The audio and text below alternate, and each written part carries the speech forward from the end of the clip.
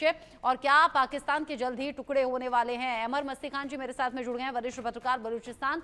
मेरे साथ में major general retired Brijesh Kumar भी जुड़े हुए हैं डिफेंस एक्सपर्ट के तौर पर। आप दोनों का ही इंडिया न्यूज पर स्वागत। अमर मस्ती खान जी, बलूचिस्तान इंडिया साथ साथ, बलूचिस्तान के लोग बहुत ज्यादा पॉजिटिव इंडिया को लेकर हैं। हालांकि बहुत ज्यादा उम्मीद भी पिछले दिनों थी कि भारत पाकिस्तान में युद्ध छिड़ेगा और इसी के साथ साथ बलूचिस्तान को आजादी मिल जाएगी। लेकिन अभी जिस तरीके से टकराव है, 24 घंटे में 60 से ज्यादा जगहों पर अगर हमले की बात है, पाकिस्तानी फौज से टकराव की बात है, तो इसे क्या समझें? क्या अब ये निर्णायक मोड़ पर जा रहा है?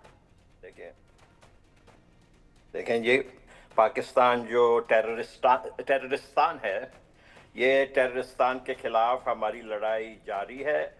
हम ये ऑपरेशन हीरो का मतलब है ब्लैक स्टॉर्म या काली आंधी। ये हमारा जो काली आंधी है वो इनके खिलाफ जारी है। पाकिस्तान के डरपोक दहशतगर्द फौज के खिलाफ हमारे नौजवान बलूच लिबरेशन आर्मी और बलूच लिबरेशन फ्रंट और दीगर जो हमारे मिलिटेंट ऑर्गेनाइजेशंस हैं वो इनके खिलाफ लगातार वार किए जा रहे हैं।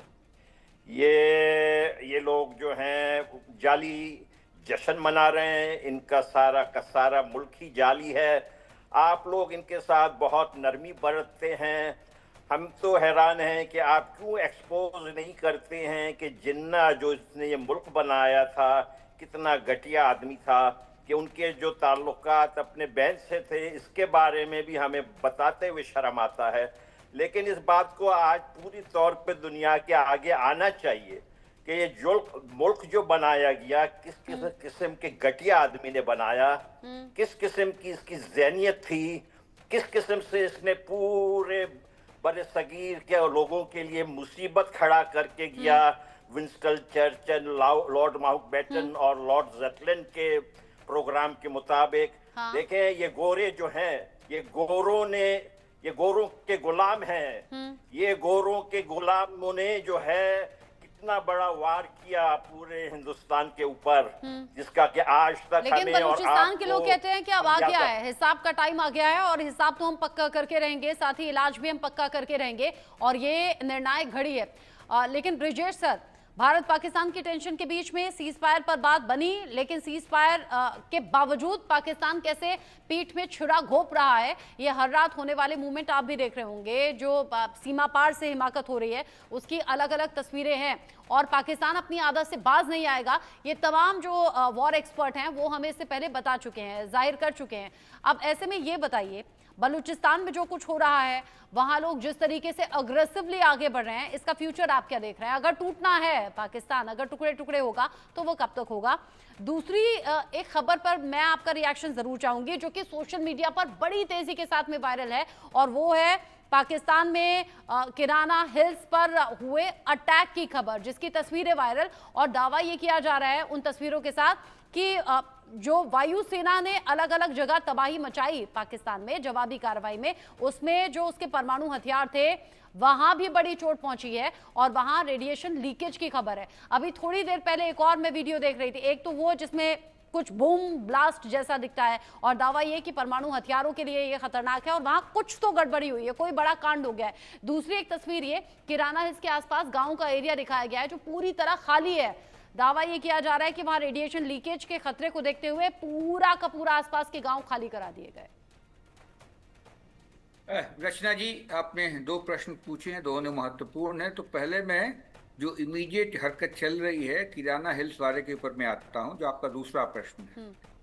देखिए, किराना हिल्स एक बहुत बड़ा ऑर्डिनेंस, पाकिस्तान आर्मी का ऑर्डिनेंस डिपो है, पाकिस्तान एयरफोर्स का ऑर्डिनेंस डिपो।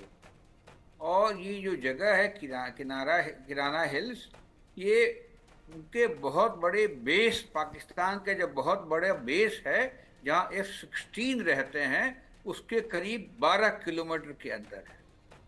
तो यहाँ माना जाता है कि किराना के अंदर जो ऑर्डिनेंस डिपो है वो तो है ही है, उसके अलावा उनका न्यूक्लियर आर्ममेंट भी वहाँ पे रखा जाता है।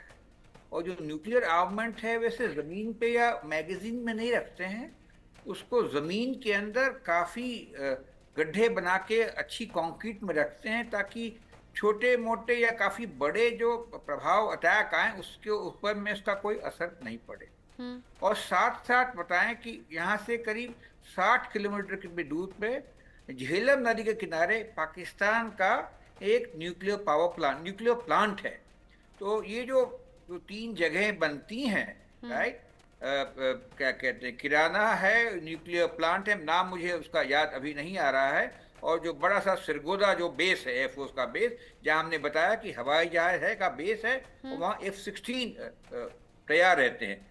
तो ये तीनों को अगर हम जोड़ के देखें तो लगता है कि बहुत ही क्रेडिबल जो उनका पोटेंट पाकिस्तान के न्यूक्लियर जो सामग्री है उसको असेंबल करने की, कहीं ले जाने की और डिलीवर करने की क्षमता रखती है। तो ये स्वाभाविक है, ये टारगेट बहुत बड़ा है।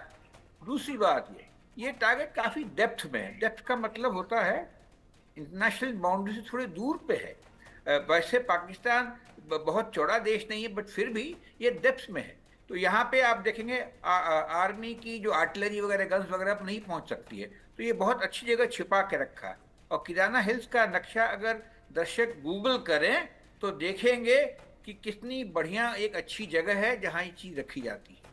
तो ये अंदेशा, अच्छा, लड़ाई के दौरान में ये 8-9 तारीख के मेरे ख्याल है बात है, जब वायुसेना की जो हमारी हवाई जहाज हैं, जो फाइटर प्लेन्स हैं, और वो गए पाकिस्तान के एयर डिफेंस को भेद कर अंदर गए, और यहाँ पे जहाँ बॉम्बिंग की है ना। ये तो बात सही है कि यहाँ बॉम्बिंग हुई है, और उसके साथ साथ जो सिरगोदा जो एयरफोर्स बेस है वहाँ भी कुछ बॉम्ब गिराए गए हैं रनवे के ऊपर। रनवे का जो क्या कहते हैं क्रेटर बना है उसकी भी फोटो आई है, और रनवे के बाकी एयर डिफेंस और कम्युनिकेशन रडार को बर्बाद किया गया है ना। ये स्वाभाविक है, ये कोई भी देश जो अपने आप को न्यूक्लियर देश समझता है और उसके ऊपर बहुत गर्व करता है वो हिल जाएगा।